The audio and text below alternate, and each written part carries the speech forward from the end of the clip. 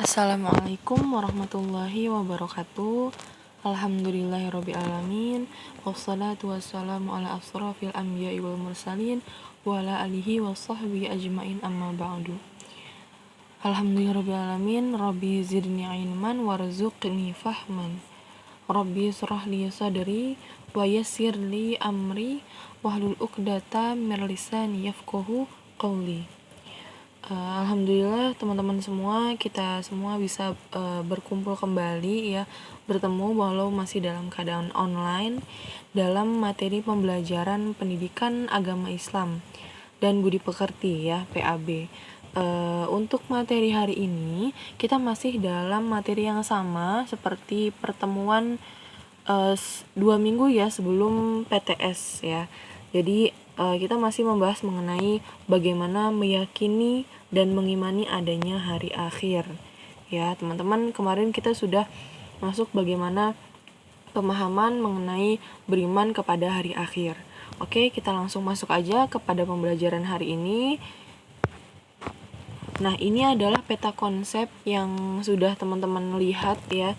Jadi di dalam materi hari akhir, beriman kepada hari akhir itu kita akan membahas mengenai bagaimana makna iman kepada hari akhir, kemudian periode hari akhir, hakikat iman kepada hari akhir, hikmah iman kepada hari akhir, dan bagaimana menerapkan perilaku-perilaku mulia. Dan tujuannya adalah untuk menghayati bagaimana sih nilai-nilai keimanan kepada hari akhir, dan tentunya untuk kita senantiasa termotivasi agar lebih semangat lagi dalam beribadah gitu ya, sebagai bekal kita di akhirat kelak gitu. Dan sebelumnya, di pertemuan sebelumnya sudah ada satu video untuk bagaimana menjelaskan mengenai pemahaman dari hari akhir ini, beriman kepada hari akhir ini. Diharapkan semua teman-teman sudah melihat dan menyimaknya dengan baik ya. Adapun kembali kita review bagaimana sih pengertian dari hari akhir. Jadi hari akhir menurut bahasa itu adalah hari penghabisan ya, menurut Quran surat Al-Baqarah ayat 177, dan disebut juga sebagai hari pembalasan ya. Ini ada di dalam Quran surat Al-Fatihah ayat 4 ya. Jadi adapun bagaimana sih istilah hari akhir itu? Jadi hari akhir adalah hari di mana dimulainya kehancuran alam semesta berikut dengan isinya ya, dan berakhirnya semua kehidupan makhluk Allah Subhanahu wa taala di bumi ini gitu. Maka hari akhir itu juga biasa disebut dengan hari kiamat. Jadi hancurnya seluruh alam semesta beserta isi-isinya gitu. Nah, ini disebutkan di dalam Quran surat Al-Mumtahanah ayat 3 ya. Dan di dalam hari kiamat itu adalah dimana hari penegakan hukum seadil-adilnya Allah gitu ya. Bagaimana kita mempertanggungjawabkan semua perbuatan kita selama di dunia, baik perbuatan buruk maupun perbuatan yang baik. Nanti akan ada timbangan dan balasan atas apa yang telah kita perbuat selama di dunia gitu ya. Dan bagaimana hari akhir menurut Al-Quran. Nah, hari akhir itu atau kiamat ya, hari kiamat itu dibagi menjadi 2 ya teman-teman. Sebelumnya sudah teman-teman baca, ada kiamat sugro dan ada kiamat kubro. Kiamat sugro itu adalah suatu peristiwa datangnya kematian bagi semua makhluk, termasuk manusia ya, yang bersifat lokal dan individu. Jadi kiamat sugro ini bisa difahami bagaimana berakhirnya suatu kehidupan, tapi dalam tanda kutip kehidupan pribadi ya, seperti contohnya adanya datangnya kematian gitu bagi seluruh makhluk hidup yang ada di bumi ini. Maka kematian itu tentu pasti akan datang dan pasti akan menjemput setiap umat manusia, makhluk hidup gitu ya. Jadi ini sudah termasuk ke dalam kiamat sugro atau kiamat kecil. Nah, adapun bagaimana kiamat kubro ya. Tadi kiamat sugro, kiamat kecil, bagaimana kiamat kubro atau kiamat besar. Nah, yang disebutkan dengan kiamat kubro atau kiamat besar ini adalah yang tadi yang sudah dijelaskan di awal. Bagaimana hancurnya dunia beserta isinya ya. peristiwa hancurnya seluruh alam semesta, kehidupan alam semesta beserta isi-isinya. Nah, ini disebut sebagai kiamat kubro atau kiamat besar. Hancur meluluh lantahkan semua isi yang ada di dalam alam semesta. Ya, ini ada di dalam Quran surat At-Takwir ayat 1 sampai 3. Idza syamsu kuwirat wa idzan nujumu kadarat wa idzal jibalu suyirat. Ya, artinya apabila matahari digulung, apabila bintang-bintang berjatuhan, dan apabila gunung-gunung dihancurkan. Ya, bagaimana proses kiamat kubro itu terjadi nanti, ya. Yang bisa menolong diri kita masing-masing adalah amal ibadah kita selama di dunia gitu. Dan insya Allah semoga Allah tidak akan memberikan kita peristiwa terjadinya alam kiamat besar ini gitu ya. Semoga kita terhindar dari adanya peristiwa kiamat kubro ini, kiamat besar. Dan adapun periode hari akhir ya, di sini di pertemuan sebelumnya ada di dalam PowerPoint itu ada Yaumul Ba'ats, ada Yaumul Hasyr, ada buku catatan ya, kemudian Yaumul Hisab atau Mizan, kemudian ada As-Sirat, Yaumul Jaza, kemudian balasan perbuatan baik dengan syurga dan balasan perbuatan buruk dengan neraka. Nah, ini yang disebut bagaimana hukum seadil-adilnya Allah ketika nanti hari akhir itu tiba ya. Apa yang mesti dipertanggungjawabkan dari setiap perbuatan kita selama di dunia. Oke, sebelumnya kita sudah membahas bagaimana sih ayat terkait ya, adapun hadis juga yang terkait yang membahas mengenai beriman kepada hari akhir. Nah, untuk hari ini kita lebih fokus kepada bagaimana sih pemahaman dari hukum tajwid ya. Yang sebelumnya mungkin di pembahasan materi sebelumnya kita sudah sering mengulas mengenai hukum tajwid ini gitu. Dan untuk hari ini kita lebih fokus terhadap hukum tajwid yang ada di dalam Quran surat Al-A'raf ayat 172 ya. Ini saya bacakan terlebih dahulu ayat Al-Qur'annya. A'udzu billahi minasyaitonir rajim. Wa id akhadha rabbuka min bani adama min zuhurihim dzurriyyatahum wa ashhadahum ala anfusihim alastu bi rabbikum qalu bala syahidna an taqulu yawmal qiyamati inna kunna an hadha ghafilin. Yang artinya, dan ingatlah ketika Tuhanmu mengeluarkan dari sulbi atau tulang belakang anak cucu Adam keturunan mereka, dan Allah mengambil kesaksian terhadap roh mereka seraya berfirman, bukankah aku ini Tuhanmu? Mereka menjawab, betul, Engkau Tuhan kami bersaksi, kami lakukan yang demikian itu agar di hari kiamat kamu tidak mengatakan, sesungguhnya ketika itu kami lengah terhadap ini. Ya, jadi sesungguhnya terjadinya hari akhir atau hari kiamat itu yang tahu dan yang memahaminya adalah hanya Allah gitu ya. Tidak ada yang tahu kapan terjadinya hari akhir tersebut. Oke, kita langsung masuk ke dalam hukum tajwid dari Quran surat Al-A'raf ayat 172. Kita bahas satu-satu. Di sini sudah ada lingkaran-lingkaran yang berwarna yang menandakan bahwa di dalam lingkaran itu terdapat hukum tajwidnya. Ya, kita bahas satu-satu. Lingkaran pertama yang berwarna kuning ada kata mim bani ya. Ini adalah nun sukun bertemu dengan ba ya, yang menunjukkan bahwa hukum tajwid iklab. Ya, kenapa disebut iklab? Karena ada nun sukun bertemu dengan huruf ba. Bagaimana cara membacanya? Cara membacanya adalah dimasukkan ke dalam mim ya. Jadi bukan min ba'di, tapi mim ba'di. Bukan min ba'di, tapi mim ba'di.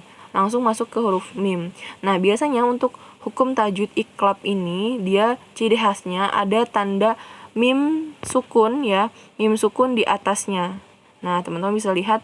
Nah, biasanya di dalam Al-Qur'an ketika teman-teman membaca Al-Qur'an terus ada ayat atau huruf di atasnya itu ada mim sukun, berarti dia menandakan hukum tajwid dari iqlab.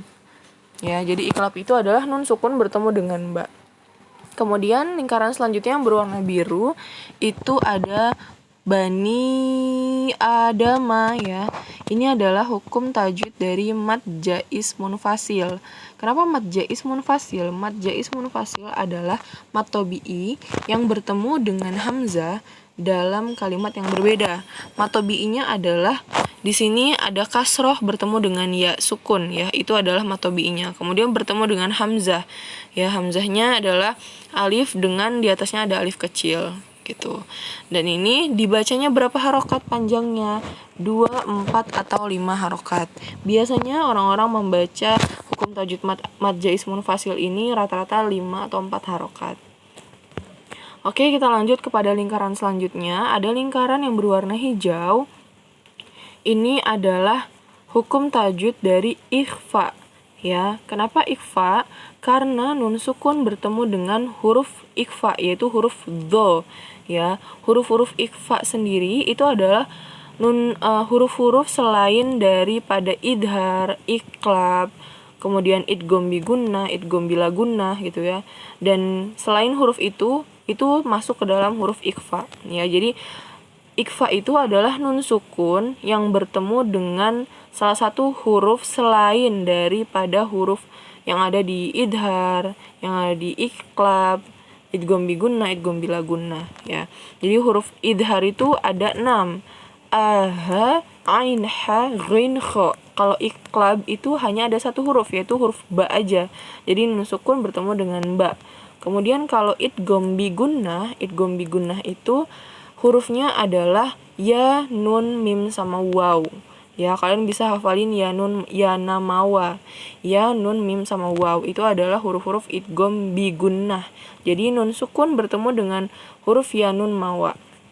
Kalau idgham bila gunnah itu ada 2 hurufnya, lam sama ro. Kalian bisa hafalin lari ya. Jadi idgham bila gunnah hurufnya adalah lam sama ro. Jadi nun sukun bertemu dengan huruf lam dan ro itu masuk ke dalam hukum tajwid dari idgham bila gunnah. Ya, jadi ikhfa ini selain dari huruf yang tadi sudah disebutkan gitu ya. Jadi ada 15 huruf. Nah, salah satunya adalah dho ya. Dibacanya bagaimana? Dibacanya samar. Tidak masuk ke eng, tidak juga masuk ke nya. Jadi di tengah-tengah. Midzuhuri ya. Kemudian selanjutnya itu ada huri ya, lingkaran biru. Itu ada domah bertemu dengan waw sukun yang menandakan hukum tajwid dari mad tabi'i. Dibacanya berapa panjangnya? 2 harokat. Jadi mad tabi'i itu tidak boleh dibaca panjang lebih atau kurang dari 2 harokat. Jadi harus dibaca 2 harokat. Kemudian lingkaran selanjutnya berwarna putih, itu ada mim sukun bertemu dengan dal ya. Himdurli ya. Ini adalah mim sukun bertemu dengan da, hukum tajwidnya adalah idhar syafawi.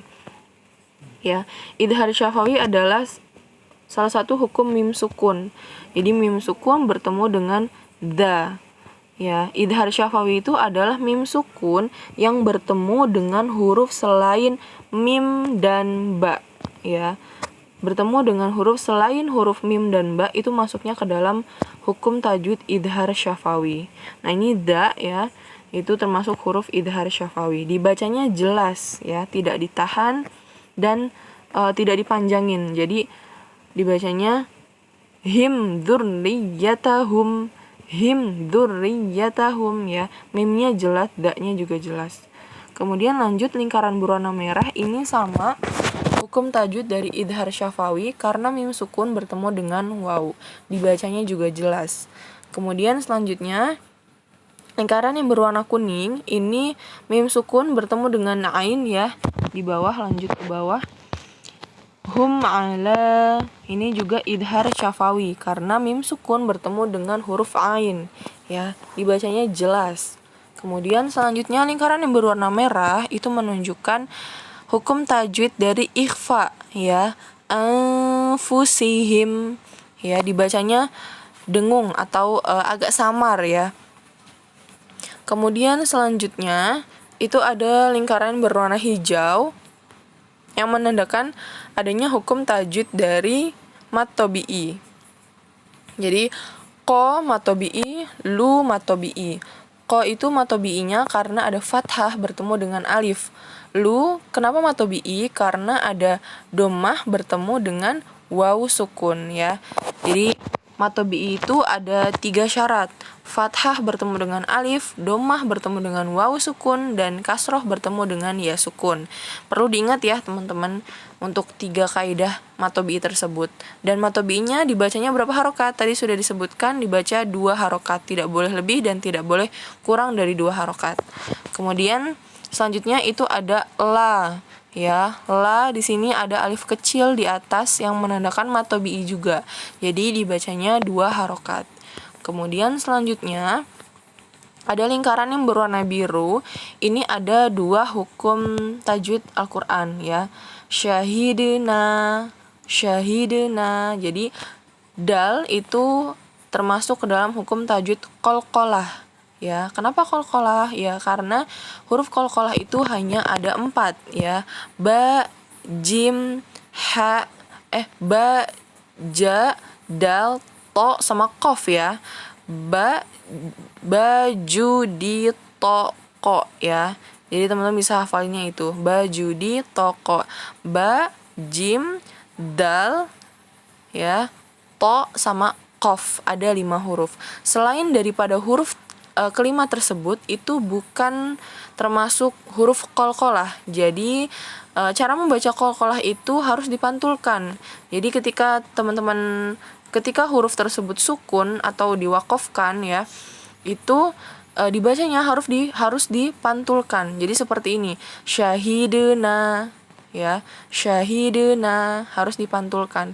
Tapi selain huruf dari ba, jim, dal, to sama qaf itu tidak boleh dipantulkan membacanya gitu ya. Jadi yang harus diperhatikan adalah 5 huruf qalqalah aja gitu ya. Kemudian naknya ini adalah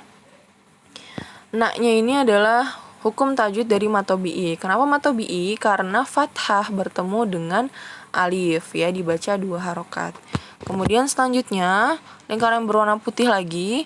Ini ada nun sukun bertemu dengan ta ya. Ini adalah hukum dari ikhfa ya, ikhfa. Kemudian selanjutnya lingkaran berwarna biru itu masuk ke dalam mad tabi'i juga. Ku sama lu ya. Kenapa mad tabi'i? Karena dhammah bertemu dengan wawu ya. Dua-duanya ada dhammah bertemu dengan wawu. Jadi dua-duanya dibaca panjang 2 harokat. Kemudian selanjutnya tadi ada lingkaran berwarna merah ya. Ini ada yaumal qiyamati ya. Ini adalah hukum dari tajwid alif lam qamariyah. Jadi ada huruf yang bertemu dengan alif lam ya. Alif lamnya ini bisa dilihat bertemu dengan salah satu huruf qamariyah, huruf qafnya ya. Jadi alif lam di sini harus dibaca jelas ya, karena dapat dilihat ciri khasnya itu lamnya itu ada sukun di atasnya ya. Nah, ini dibacanya jelas alif lamnya, tidak diabaikan. Jadi harus diperhatikan, harus dibaca. Yaumal ya, yaumal qiyamati ya. Kemudian selanjutnya ini ada lingkaran kecil yang berwarna putih. Itu menandakan bahwa adanya hukum tajwid mad tabi'i karena ada alif kecil di atas huruf ya, dibacanya 2 harokat. Nah, kemudian ini ada 2 lingkaran yang berwarna biru dan kuning, itu sama ya hurufnya. Inna, kunna, itu ada nun bertasydid ya, kemudian berharokat fathah bertemu dengan alif. Ini ada 2 ya hukum tajwidnya, yaitu gunnah. Gunnah itu adalah dengung ya, yang artinya ditahan ketika membacanya. Jadi inna, gunnahnya dibaca boleh 2 atau 3 harokat. Jadi Dibacanya boleh teman-teman ketika membaca Al-Quran pakai jari aja dihitungnya, jadi biar nggak kelebihan dan nggak kekurangan. Inna, ya, dibaca panjang 2 harokat nanya, kemudian ditahan 3 atau 2 harokat innya. Inna kunna, ya. Ini ada gunnah dan mat tabi'i, fathah bertemu dengan alif. Kemudian selanjutnya itu ada lingkaran yang berwarna merah, an hada, merah dan biru, ya. Merah itu adalah nun sukun bertemu dengan ha. Ya, ini menandakan bahwa adanya hukum tajwid dari idhar. Tadi ada idhar syafawi, ini ada idhar atau biasanya idhar halqi. Ya, apa sih bedanya idhar dengan idhar syafawi? Kalau idhar itu adalah hukum tajwid nun sukun. Jadi nun sukun yang bertemu dengan huruf aha, ain, ha, ghain, kha, ya. Kalau idhar syafawi itu adalah hukum tajwid mim sukun. Jadi kalau idhar syafawi itu mim sukun yang bertemu dengan huruf selain huruf mim dan ba. Kalau idhar aja itu nun sukun. Nun sukun yang bertemu dengan 6 huruf. Aha, ain, ha, ghain, kha, ya. Perlu diingat ya teman-teman, apa bedanya idhar dan idhar syafawi. Kemudian yang lingkaran yang berwarna biru itu ada mat tabi'i, karena fathah bertemu dengan alif, dibacanya 2 harokat. Dan ha-nya ini ada mat tabi'i juga ya, karena ada alif kecil di atasnya. Jadi ketika membaca ha sama za itu harus panjang 2 harokat. An hadza, ya. Kemudian selanjutnya ghafilin. Gho ini lingkaran putih itu ada mat tabi'i karena ada alif kecil di atas huruf gho. Kemudian yang terakhir itu ada lingkaran berwarna hijau yang menunjukkan adanya hukum tajwid dari mat arid li sukun, ya. Jadi ketika nanti ditanya ini ada hukum tajwid apa, teman-teman hanya menyebutkan mat arid li sukun aja, bukan mat wajib, bukan mat asli, ya, atau mat tabi'i dan mat arid li sukun, karena mat arid li sukun itu sudah masuk ke dalam mat tabi'i, ya. Jadi mat arid li sukun itu pengertiannya adalah mat tabi'i yang bertemu dengan huruf yang diwakofkan, ya. Mat tabi'inya di mana? Mat tabi'inya ini adalah kasroh bertemu dengan ya sukun. Kemudian bertemu dengan huruf yang diwakofkan adalah huruf nun. Jadi ini hukum tajwidnya adalah mat arid li sukun, bukan mat tabi'i lagi. Dia sudah menjadi mat arid li sukun. Cara bacanya gimana? Dibaca panjang 2 atau 4 harokat, ya. 2, 4, atau 6 harokat, ya, mat arid li sukun. Tapi biasanya orang-orang itu baca 4 harokat gitu. Jadi dibedakan dengan mat tabi'i. Oke, itu catatannya ya teman-teman. Jadi kalau misalkan ada mat tabi'i bertemu dengan huruf yang diwakofkan, itu masuknya mat arid li sukun. Jadi mat tabi'inya tidak perlu disebutkan lagi. Oke. Untuk hukum tajwid dari Quran surat Al-A'raf ayat 172 sudah selesai. Teman-teman bisa diperhatikan dan disimak secara berulang. Kemudian kita lanjut kepada materi selanjutnya. Nah, ini ada Quran surat Toha ayat 15. Ya, terlebih dahulu saya bacakan ayatnya. A'udzu billahi minasyaitonir rajim. Innas sa'ata atiyatun akadu ukhfiha litujza kullu nafsim bima tas'a. Artinya, sungguh hari kiamat itu akan datang, aku merahasiakan waktunya agar setiap orang dibalas sesuai dengan apa yang telah dia usahakan. Ya, seperti tadi yang sudah di awal kita simak bagaimana terjadinya hari kiamat ini, tidak ada seorang pun yang tahu kapan kejadian itu atau peristiwa itu akan terjadi. Hanya Allah lah yang maha tahu dan Allah lah yang lebih mengetahui, ya, bagaimana terjadinya hari kiamat kelak gitu. Dan apa sih hikmah dari ayat dari Quran surat Toha ayat 15 ini? Yaitu kita lebih mempersiapkan diri ya, lebih mempersiapkan diri bekal untuk nanti di akhirat. Oke, kita langsung masuk aja ke dalam hukum tajwidnya. Oke, seperti sebelumnya ya, ini ada lingkaran yang berwarna. Teman-teman perhatikan dan simak baik-baik. Untuk lingkaran yang pertama, itu ada lingkaran yang berwarna hijau yang menandakan adanya hukum tajwid dari gunnah ya, teman-teman. Tadi di ayat sebelumnya sudah ada. Jadi ditahan 3 atau 2 harokat. Inna ya. Langsung masuk ke sa karena sa-nya ini bertasydid ya. Lingkaran yang berwarna biru ini innasa, ini juga ada hukum tajwidnya, yaitu alif lam syamsiah dan mad tabi'i. Ya, alif lam syamsiah kenapa? Karena terdapat alif lam yang bertemu dengan salah satu huruf samsiah, itu huruf sa ya. Dan alif lam di sini itu tidak dibaca, jadi diabaikan. Jadi ketika membacanya langsung masuk kepada huruf sa. Beda dengan alif lam qamariyah yang tadi kita temui ya. Kalau alif lam qamariyah itu alif lamnya dibaca jelas. Kalau alif lam syamsiah itu alif lamnya tidak dibaca atau diabaikan. Jadi ketika membaca langsung masuk ke dalam huruf selanjutnya. Innas sa'ata ya. Kemudian sa-nya itu ada hukum tajwid mad tabi'i karena fathah bertemu dengan alif ya, dibaca panjang 2 harokat. Kemudian lingkaran selanjutnya ada lingkaran yang berwarna hijau, itu ada alif yang di atasnya ada alif kecil ya. Ini adalah mad tabi'i, dibaca panjang 2 harokat. Kemudian selanjutnya yang berwarna putih, atiyatun akadu ya. Yang berwarna putih ini ada tanwin bertemu dengan alif ya. Seperti tadi yang sudah dijelaskan, ini adalah hukum tajwid dari idhar. Jadi idhar nun sukun atau tanwin ya.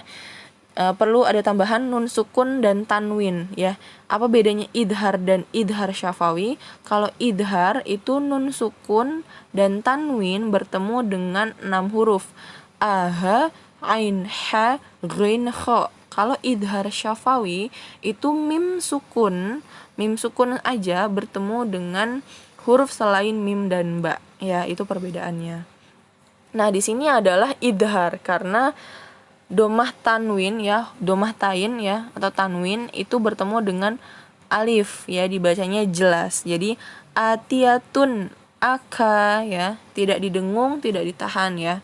Kemudian lingkaran yang berwarna kuning itu ada mad tabi'i karena ada fathah bertemu dengan alif, dibacanya panjang 2 harokat.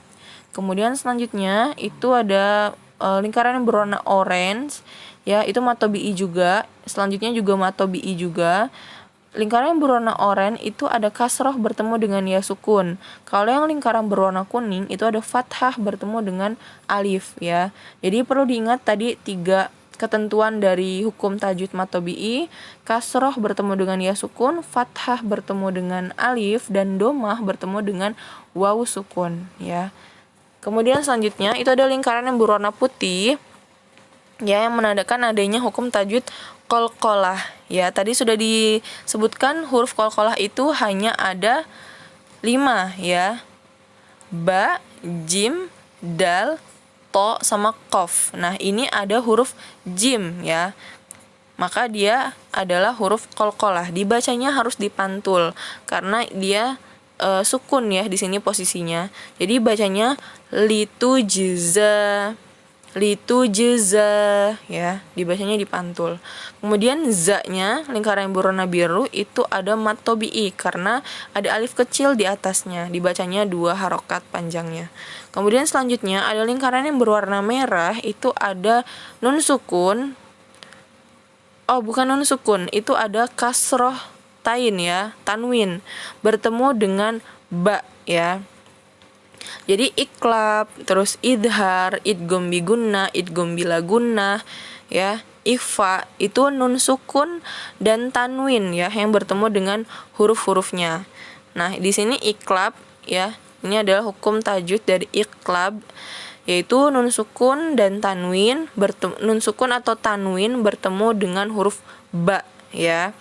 Di sini ada kasroh tayin. Nah, seperti yang tadi sudah dijelaskan, ciri dari iklab ini itu biasanya ada di bawah atau di atasnya. Itu ada mim sukun kecil. Mim sukun kecil ya.